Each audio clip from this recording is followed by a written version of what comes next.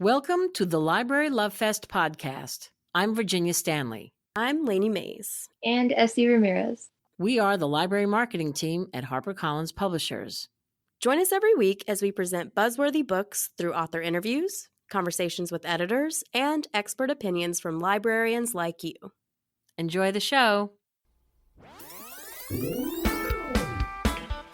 Book Buzz, HarperCollins Book Buzz. Check it out. Do-do-do, Book Buzz, HarperCollins Book Buzz. Brought to you by Library Love Fest. Hi, everyone. Welcome back to the Library Love Fest podcast. I'm Lainey, and today I am so delighted to tell you that I'm joined by Sarah McCoy. Hi, Sarah. Hi, Lainey. Hi, everyone. I'm so happy to be here. Happy to have you. So Sarah McCoy is the New York Times, USA Today, and international best-selling author of the novels Marilla of Green Gables. We could talk about that forever. The Mapmaker's Children, The Baker's Daughter, and The Time It Snowed in Puerto Rico. She previously taught English and writing at Old Dominion University and at the University of Texas at El Paso. I'm so delighted to talk to you today. We have become kindred spirits after we talked about Marilla of Green Gables, and just that's probably one of the highlights of my job in these past 5 years, just talking about that book and talking to someone who just cares so much about it and brought so much care to Marilla when you did kind of a prequel of sorts for Anne of Green Gables. Yeah, I still think of the moment we met when we came together to do that podcast. We were in New Orleans, and I came down. I was actually in my hotel room, and I came down the stairs, and I saw you, Lainey, there, and both of us at the same time, our faces like lit up, and it was like this like kindred spirit aura that just enveloped us. And ever since then, I really have felt like you, and I told you this off air earlier, but I'll say it again for everyone. I really felt like you were not just someone in publishing that I knew, but you were a friend for life, like immediately. And we have been. That's the crazy part, is that I could have thought that and it could have ended up differently, but it didn't. You are, Lainey is my friend for life, everyone listening. And she just comes with such energy and passion and love for the books that she talks about and brings to you all. So know that when she recommends a book, it is because it is worthy. It is absolutely worthy. All of the books that she recommends. So I'm honored to be among them. Oh my goodness. Well, you'll get your check later. Thanks for saying all that. That was so kind. I can't. That was so kind. And you are a delightful person in general, but like all of your books, I just think that you have such a way with words and you transform us into them. And I just love spending time in the worlds that you write. And I love spending time with you in person. So overall, it's just a big love fest. But we're here today to talk about Mystique Island, coming out in May. And I wanted to see if you could tell us a little bit about Mystique Island.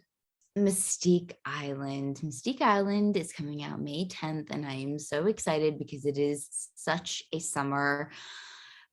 It's like a big cut open lemon. It's just delicious. So I can't wait to share it. It opens in 1972. When a Texan divorcee, Willie Mae Michael, docks her boat on Mystique Island. And it's this exclusive enclave in the Caribbean that included guests like Princess Margaret and Mick and Bianca Jagger.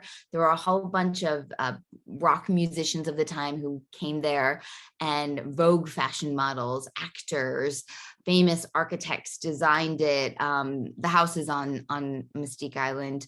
There were even gangsters that came over there to just do what they want. If you had money and you were in some way glamorous, scandal was welcome, and it was kept a secret there. So this book starts with Willie Mae Michael and her grown daughters, Hilly and Joanne. They are really the three focal points of this book, and it's broken down into their three perspectives. So we start with Willie Mae, and we learn why she's there and her desires and her wants, and she gets to know the islanders, the owners, the Tennants. They are Anne and Colin Tennant, who are quite the interesting pair themselves, very eclectic. They're real people. Go ahead and Google them. And as soon as you do, you will pull up pages and pages of unbelievable material, stuff that, I mean, honestly, Lainey, I had to take a bunch of it out because first off, it was just too much. Everyone, if you want to go and read Anne Glenconner's memoir, she has a memoir out and it is sensational. It is full of threesomes and swinging from chandeliers and the craziest stuff that I have a very, very conservative Southern Latina mama who I just felt weird. I felt weird writing some of these really, really crazy stuff in this book. So I sort of took some of that and made it a little better, and still had it the sensationalness in there, but not necessarily the actual play by play. We'll just put it that way. So they were the owners of this island, and Willie Mae is based on a real person.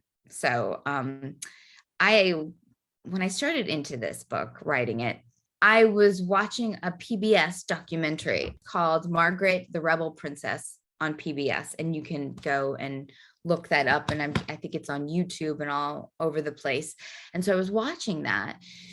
And as I watched it, there came to her wedding. And in that scene, it said, they were explaining that one of the gifts that the couple received was an estate, or a plot for an estate on this exclusive private island. And it was given to her by one of her ladies in waiting, Anne Glenconner, or sorry, this is confusing. Their names, in royalty, their names were Anne and Colin Tennant.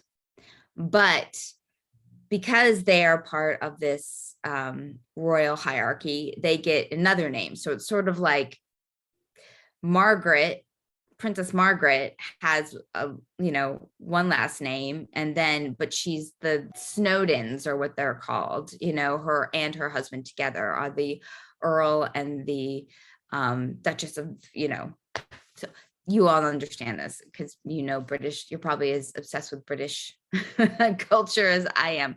So their royal name were the Glenconners, the Baron and the Baroness Glenconner. So I still don't know, and I don't know if you do, Lainey, and maybe someone out there does, and they can teach me something. I still don't know when you call them one name and when another.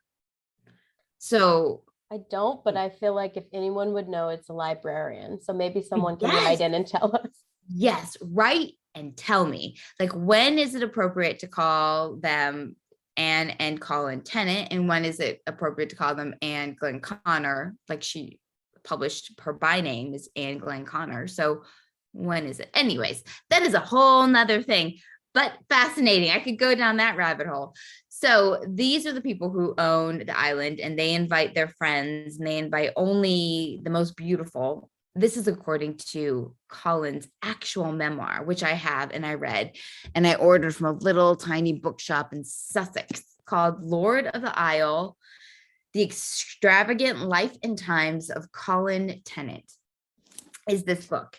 And in it, he writes his extravagant life and times according to his perspective, which, if you're slightly crazy, which he is, some might say, then it is almost like fiction. And so I read this and I took a whole bunch of notes, knowing that history, right? This is what librarians get too, that historical fiction writers and librarians share, is that history is decided by who is telling and who is listening.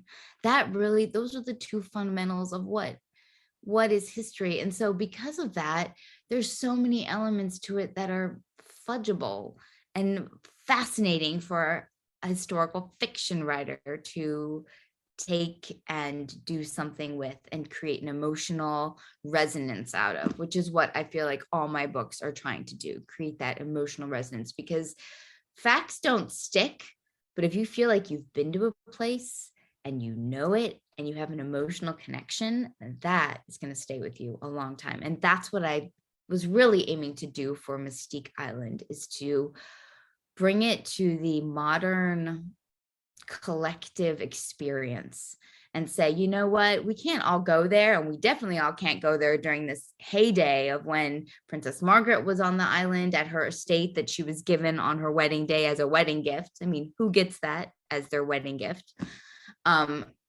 We aren't going to be there with Mick Jagger and his, well, we might, he's still there. Mick is like timeless. He's like drunk from the fountain of youth, that he's still on Mystique Island walking the beaches. So, but I wanted to bring readers there for them to feel what this sort of glitzy, glamorous time period was through these characters who are very strong, dynamic women living through a period that was changing for not just women, but in the world. We were changing from really the colonial sort of inappropriateness that was not seen as inappropriate at the time. It was seen as just the way of the world, into something that was a little more nuanced, and people were reclaiming their heritages. And the islanders were saying, okay, so you might be white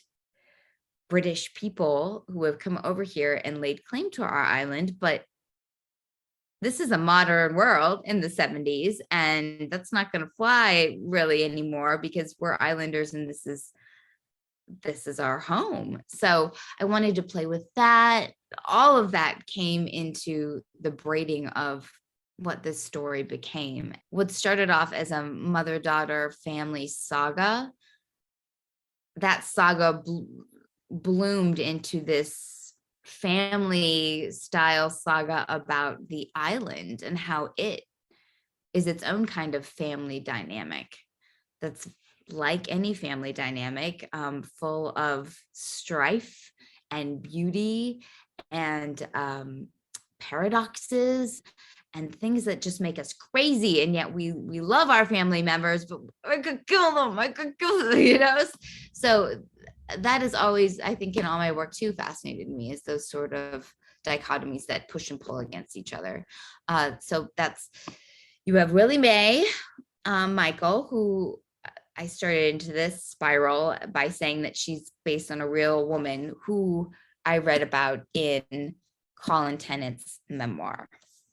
It was just 1 or 2 lines about an American divorcee who divorced her brewery baron husband, and then came to the island trying to find a place to call home, because her British, I guess, namesake over there had been tarnished by this divorce, and so she couldn't stay in England anymore, and she couldn't go home to America because she had left them for England and sort of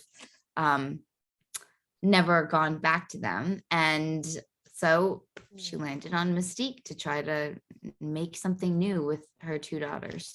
What makes Mystique Island like a perfect place to start over for her? And that's the tricky part for her. She thinks it's the perfect place because you can do whatever you want, and scandal gets sort of embraced and erased. And that's where, again, they made up their own rules while they were on the island. The Tennants did, and everyone in their entourage sort of made up their own rules. And yet that's the danger, though, is that when you make up rules, then you don't really know how to play by the rules. So then everyone was breaking rules, really, in the making of the rules. And it just, right there in this whole, it creates a tangled mess and creates a mess. And so what they thought was establishing some new world order of perfection became a nightmare because there was no standards that were kept, and yet there were standards kept. You know, it was like, we're not gonna judge anyone by their namesake, but she is a princess. And remember, I am a baron, and we do come from title and privilege.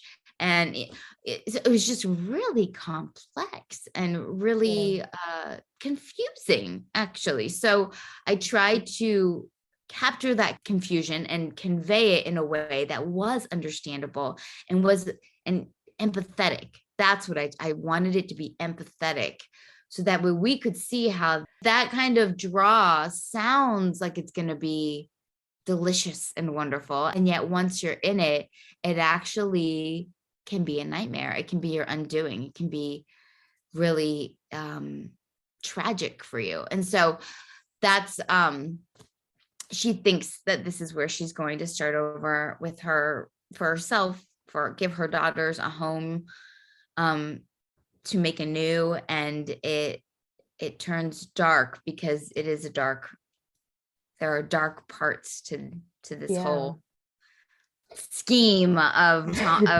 Colin Tennant's. Yeah. So I think you did such a great job saying everything that is layered into this book, because it's so much more. Like it is a historical fiction. You're setting it in the 70s on this like fabulous island where you're seeing everyone come in and out, but there's so much more layers. And I think one thing that really stood out to me was the kind of discrepancy in wealth and class. And so you're seeing it with, you know, Princess Margaret, who, like you were saying, I'm here for fun, but also I do expect certain things. But then you see it with like the new money, like the Mick Jagger or the people who kind of come into wealth in a different way. They're still held to something too. And so you really see this island kind of scrambling to figure out what their new order is, because they have so many different ones. And so Willie Mays sees that kind of coming in, that she sees all of this wealth is really not distributed equally and people are not being treated equally. Why is she someone who can come in and see that? Is like that part of her background? Because she is from Texas. I don't know if you want to talk about that.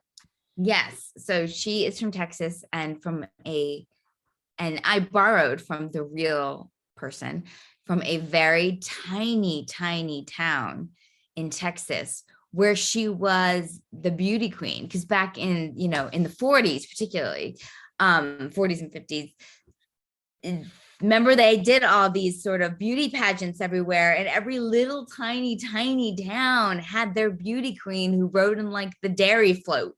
You know what I mean? And like, I live in North Carolina now, and at Christmas I went to this tiny town Christmas pageant parade, and they had their own queen of the parade. And so that's where she gets her beauty queen title. And but she's actually was very poor. She came up from very poor people. And so when you've come from nothing, what is your ultimate goal? To gain something, to gain everything, to feel like you have accomplished something, to make your family proud and to make yourself proud, and to feel that you are not that little person you used to be, but you are something bigger now. I think that's almost like a human quality for everyone. But particularly if you didn't grow up, or you didn't come from money, privilege, wealth, all that, or even middle class, we are still always trying to struggle. I think the only people who are lazy are people who are super rich and don't feel that they need to work to accomplish anymore, because why would I? What's the point? So I think coming from her background, being an American also lets her see the island in a different way, because it is inhabited by a lot of the British class. And for them, it's not even necessarily as money is important, but money is actually secondary to title and rank in the British system. And so title and rank are really number one. If you come from title and rank, that's the top. And then if you made a bunch of money, so like Willie Mae's husband, what they call him a brewery baron, but he was a little tainted because he made his money in the working class. He wasn't of title. So she had money, not title. And that allowed, because she was an American, she can see those things. So I think if I had made her, or if she had been a British person, she might not have noticed so much the disparity between title, money, and then just normal people. So that was a great place for me to set the perspective from the beginning, is from her character. I think I bring in her daughter, Hilly and Joanne, who were raised in England, and they see it less. And you'll notice that in the actual narrative, is that from their perspective, in their chapter sections, they don't see the class as much as Willie Mae does. And it's very, very significant to her to see class and money, but not to her daughters. And again, I wanted to give that sense of like, the generational shifting of perspective. And that is what sort of like can create a history. But is that the actual history? Well, maybe not. It depends on who you're hearing it through and from. So yeah. And then as you'll see, the island then is viewed by each of these three women a little differently. The island culture, the island people. And that was something fascinating. Being Puerto Rican, I went there with it. And I know that when I am home at my grandparents' farm in Puerto Rico, it is very interesting to see the cruise ships pull up and all these non-Puerto Ricans, we'll just put it that way, get off and they're touring and they're being tourists. And we love that. That's fantastic. But they like to think that they're in control. And really, the islanders who are there are the ones saying, hey, we'll sell you some piraguas. They're playing a role. Sell you some piraguas. Here, have some ice cream here. Ooh. And because they know that they're in control, and this is how they're making their money for this, for whatever business they're running. And they know that tourists like it if they talk this certain way to them. A lot of my relatives, and I hope this doesn't come off wrong, but a lot of my relatives, they're brilliant, smart business people. And so they know that if they speak perfect English too, like perfect, American slang English. But as soon as, they get around certain non-Puerto Rican, non-Hispanic people, they will play up a little their accent or whatever, just because they know it makes people happy. They'll start singing troubadour songs out of the blue. I'm like, what are you doing? And they're like, oh, well, it makes people happy, whatever makes them happy. And I thought, so I pulled from that, and I thought, and having visited some of the other islands, I've been to St. Lucia, St. John's I've been to, the Bahamas. And I always kind of get a little giggle because I see that when I'm the tourist then, because I'm then that tourist. And that's why there's no wrong or right to any of these roles that we're playing. We all are playing these roles at some point. But when I'm the tourist on those islands, I see them kind of playing it up for me. And I have to sort of smile and giggle, and I'm a little flattered because I'm like, that's so kind of them, when I know they're probably, this is not, they are in control, and they want me to think that I'm in control, and I'm not, but they want me to have a good time. And they're smart people. And so again, that's another layer that was important for me to put into this book, because I don't think that that's a layer that I have read in other island or beach read books. And in all of my work, I don't want to just tell a story. I want to tell a story that hasn't been told before, even if it's just this one thread of a way that two different cultures interact with each other on one tiny island, Yeah. interesting to me. That's more interesting than telling the story that we've all seen or heard on reality TV. That's interesting. That's a cool narrative story. I love that. I think that's also a fascinating thread to pull. So just to shift a little bit, you told us all about the great research. I saw the tabs on the book, guys. There's so much research, I'm sure. But even in the book, like the heat, you can feel it, and like the clothes, I was like drooling because it just seems so beautiful. And there's a lot of pop culture. We have like Billie Jean King in the background on a news article, or you have Mick Jagger, and like I said, the clothes. So what was super fun to write about that? Did you have to research did you find something cool and stick them in there, or did you kind of have an idea? I love going down those, all authors, all good authors do love going down those sort of rabbit holes where you're like, oh gosh, I remember that, so that was a lot of fun doing the research and getting into like the food of the 70s, the nostalgic food. Jello was like huge. And so that was a lot of fun doing the menus for this. And I actually pulled from I got it off of eBay. This is part of the research. I was so excited. I got the 1973 Gourmet magazine that Mystique Island was featured in, and it's in the book in one of the chapters that they sent this reporter, Jan, because it was the off season in Mystique. Nothing was growing. There were no fish. So everything was out because it was the heat of summer and it was just nothing growing. So Colin, again, they brought in all this food and ordered from all over the place. I mean, from America, they just had it flown in and then put on these feasts with this food that didn't even come from there. And that's where a lot of the 1970s like nostalgia was. And also I loved the music. That was another part of the research that I loved. I listened to a lot of Elton John. It was fantastic. So that was a lot of fun to get into that. And the clothing of the time, of course, was all like polyester and shiny. And that was super fun to, go on Pinterest and look at a whole bunch of outfits and then pin them all to my board. I loved that. I had the best time doing that. So I'm trying to think of what other fun hairstyles. I actually grew up. My mom used to dippity do. Does anyone? I'm talking like there's a crowd out there. Does anyone know? Raise your hand.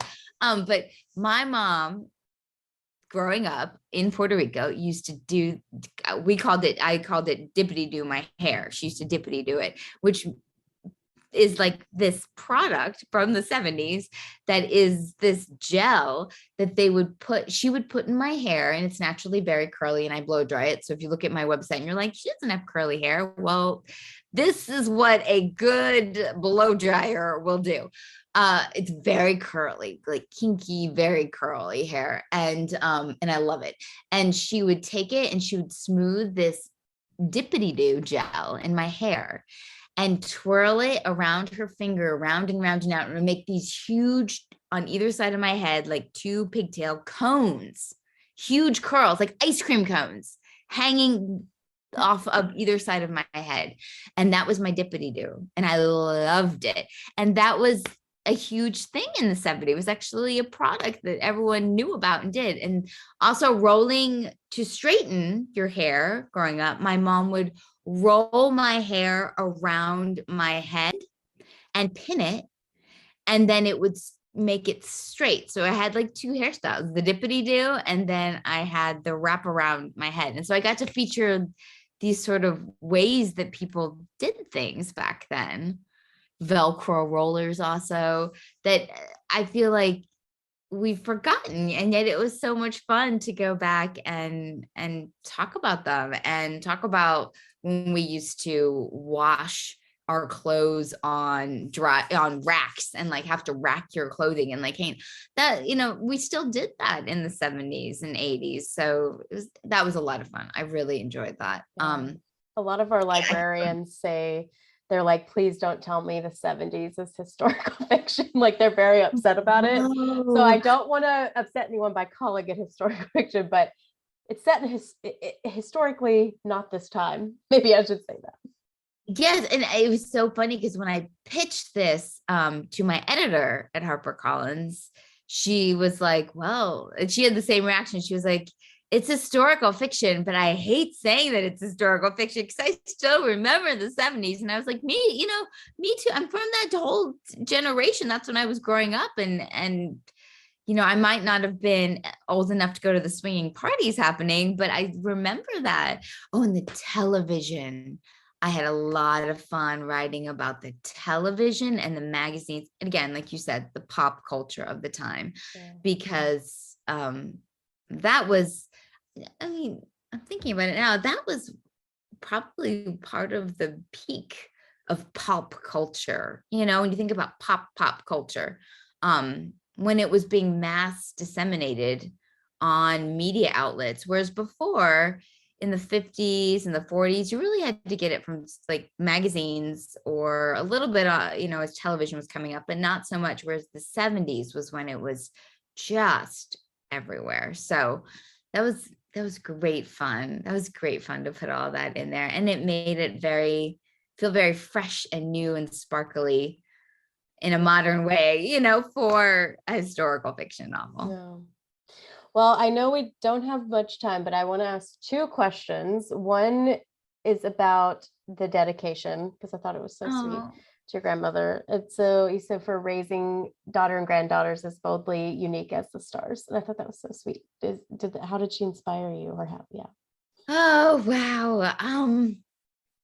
So I think I love my grandmother. First off, my Mama Maria Norat. She just turned 90, and she is just a spark of life even now. I mean, she loves being just outlandishly, very much in Mystique Island style. Let's just put it that way. But it's interesting because she is very wild and, creative and like a burst of energy, and yet she is very religious. And I wonder if this is, I'm sure this is that way for all mothers. And she wanted her children to be good, pious, proper children. And she had 3 girls and a boy. And each one of her children was this creative spirit unlike the other, and all of them sort of bucked the system in their own way and made her crazy, and yet she loved them. And then each one of those girls, my TTs and my mom, they had children of their own who then they wanted to be pious and good and do all the right things, and all of their children were creative spirits who buck the system of their. And so I just find that, again, because the story has so much to do with generations and embracing who you are, and sometimes you love and you hate, and that's okay.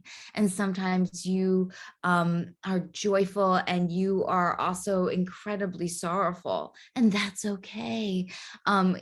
There are all these sort of qualifiers that we think something's either good or bad, and it's neither. It's always an in between, and that's the beauty of stars, even, is that, and that's why I dedicate it to her, is that there's a flow to the constellations above us. Sometimes they're bright, sometimes they're dim, but they're there. They're always there, and we think that the sky is moving and the heavens are moving, and really we're moving, right? The earth is moving, and that's all in that tiny little one-liner dedication. It's like, you're like, oh my God, you've overthought this. But the tiny little one-liner dedication to my Mama Maria is, I just want her to know that she succeeded with her children and her grandchildren in ways that she doesn't even know. It's because it's so big. and it's so vast, just like the heavens and the constellations and the stars. And I think that also it's important for me to tell everyone out there, even like reading, and to tell my grandma too, that you don't need to value yourself and rate your success by a parameter that someone else or the world has come up with. I don't think that is success. I think success is achieved just like the stars, by being unique and shining your brightest, unique self. So, Oh, that's so beautiful. That's a truly, sounds like an inspiring woman, but also to have inspired you to know that people are multidimensional and that there's so many other things. Don't judge someone on one action. It's the person as a whole. That comes through in this book by writing these really well-rounded women who are real and going through things and loving each other, and it's very sweet. So I know she's proud of you. I hope so. I hope also, I sometimes, we know that, like, she knows that she is a unique wonder, but sometimes you need to be reminded. And so I think that's why I dedicated it to her, really, is because I think that she needed, even at 90, even at the ripe age of 90, to be reminded that everything she did was appreciated, even if it went unnoticed. Because in her mind, all she did was raise kids. And I'm like, no, you raised stars, and you raised grandchildren who are stars. And so that, I think everyone out there, I say that to everyone out there, that you never know what your light is doing if you just keep shining it. You just don't know who out there needs to see that right at that moment. So yes. Let me just say that advice is given by no one other than the person I can think that shines her light the most for everybody. So I just want to remind everyone, that it's perfect for book clubs. There's so much to discuss. As you can see, we could go on forever, but I really enjoyed this conversation talking about, family loyalties, these mother-daughter relationships, all of the things in this book, including family loyalty, social class, structure, and there's just so much to dive into, no pun intended, because it is near the water, but dive into with this book. And I really hope everyone gets a galley and really, really does start reading it. It comes out in May, and which will be here soon, and it's perfect. Oh, I'm so ready for warm weather. I'm ready to not just go there. I want it in my imagination. I want to be there. I want sunshine. I want it all. And that's what this book definitely has. And I think it was on, it was a bookseller said that this book reminded her of like a rainbow. Like, it just felt like a rainbow all the way through it. And I really, that word from that bookseller meant so much to me, because I felt, without even knowing it, and now looking back, that is what I was channeling, sort of this rainbow through this all-encompassing, all are welcome slide, of just love in this book. And so that's what I hope that librarians and their readers all feel in the summer read, this sort of rainbow that has to do with family and friendship and women, but not just women, how women relate to those they love, male and female. I think that's all important, and a little bit of scandal, and it's a bit sexy. Yeah, Randy. I hope you all enjoy. Thank you for writing this book, and thank you for talking to us today, Sarah. Thank you, Lainey. It's a pleasure always with you. Thank you for listening to the Library Love Fest podcast. For more information on this week's episode, go to librarylovefest.com. Enjoying the show? We would love to hear what you think. Find us on Facebook and Twitter at Library Love Fest, and on Instagram at Harper Library. Be sure to rate and review us on Apple Podcasts and share the show with a friend. Lastly, if you enjoy our show, we bet you'll enjoy all of the other podcasts from HarperCollins publishers. Find a list of shows at harpercollins.com/podcast. See you next week.